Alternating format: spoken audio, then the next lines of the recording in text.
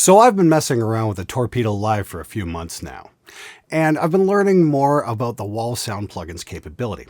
It's a cabinet simulator, but man, the stuff you can pull off with it can be pretty impressive. I was originally writing for this video as a bit of a tutorial on the plugin, and then I sort of came up with this technique by accident. I'm going to show you guys how to do this in Reaper, as I really like the plugin support and the live monitoring options. A little background. One engineer I've really admired over the years is Chris Tsangarides. Chris has done some landmark work, especially in the metal realm. Most notably, Judas Priest's Painkiller. And he even assisted on my all-time favorite record, Sad Wings of Destiny. Chris came up with a signature guitar miking technique known as the Vortex, where close mics are combined with distant mics panned to opposite sides of the sound field. Gobos are involved and it's pretty elaborate. There's several room mics to set up and you really have to watch for phase. I don't quite have the space to pull it off in my little studio, and I'm sure a lot of you guys are in the same boat. So I was experimenting with Wall of Sound and I thought, I wonder if I could pull this off with this plugin. Turns out you can get some pretty cool results. Now I'm not going to call it a full-on vortex, this is more like a dust devil. So here's what to do. First, set up your sound cards buffers to very, very low. I've got this mix loaded up with a ton of Slate VMR plugins, and while they're very efficient, it's not a bad idea to freeze the effects while tracking live monitored guitars. This will free up much needed CPU cycles because we're going to be loading 4 impulses into the Wall of Sound. I'm running my RME Fireface at a 64 millisecond buffer, and guitar feels very comfortable at that latency. You'll have to experiment with your own setup.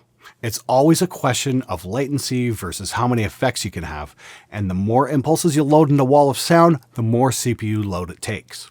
I'm going to see if I can make this preset available on the TuneOut site. However, I'm going to go through this step by step so you can get a feel for what's going on. Please bear in mind, Wall of Sound is a cabinet simulator and not a full-blown amp sim. You'll still need to use a real amp and a load box to interface your amp speaker output to your computer. TuneOut also has several excellent options for this application. So to keep things simple, we're going to use one cabinet on all the mics. Feel free to mix and match as you experiment, but I'd like for it to stay sane at this time. Start with one close mic and dial it into your liking. Keep it right up against the cabinet and slightly off center. I'm at about 8% here. I find it's best to ignore the mic titles, as it were, and just go with what your ears like. In real life, my SM57s are my first choice. In here, with this guitar and cab, the SM7B works best. Next, go with a second close mic to fill in the cracks, as it were. I love the U87 simulation for this method. This one is right up against the cabinet and dead center. The fader is backed off about 8 or 9 dBs and it's being used for texture more than anything. Pan both of these to your far left or far right, because this is where it gets interesting. Now add a second bank of mics. I'm using a Dynabass 20 at full distance, just slightly off center, and then a U87 at about 60% distance, again, just off center. The Dyna 20 is about 8 dBs lower than the main mic, and the 87 is 16 dBs lower. Pan these to the opposite side of the sound field. Save this as a preset. Now lay down your first track.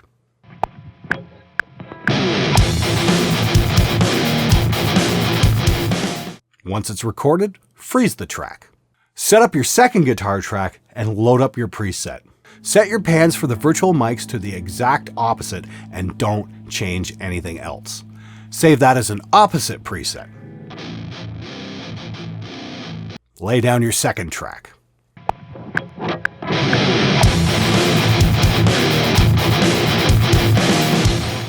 And now, with very little effort, you've got some pretty huge guitars. You can add some multiband and some roll-offs to your guitar bus, see how to record heavy guitar, and you should be good to go. Now, because we're adding depth in the opposite channel, the guitars may pull a little bit closer to the center of the sound field. In fact, it's creating a phantom center guitar.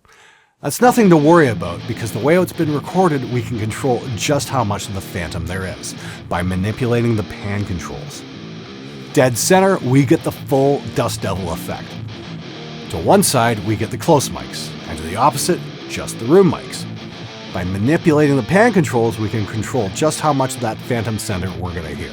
It's a cool way to get a third guitar track without actually playing one. Here it is in a full mix. For this track, I'm recording this incredible handmade Charbonneau 7-string that I'll be reviewing soon. This guitar is an absolute monster and it's a joy to play. As always, I'm recording with live drums because life's too short to settle for the mediocrity of samples.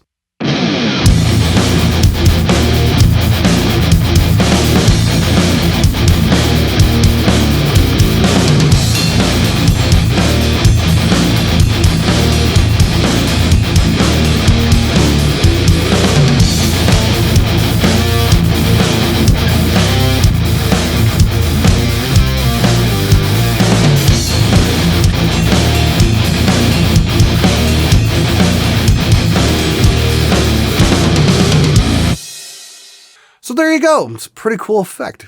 You can use a little or a lot with very little CPU overhead if you've frozen your effect. You guys can check out the Wall of Sound plugin at twonotes.com. The plugin is free and the impulses run roughly $10 each. For my money, the Bow Green impulse, which is a simulation of a Bogner greenback cabinet, is my first choice, but there's many to check out and choose from. The angle and mezza simulations are pretty sweet too. And you can also check out my Torpedo Live review for more samples of various cabinets and how they sound in a metal mix. See you next time, guys.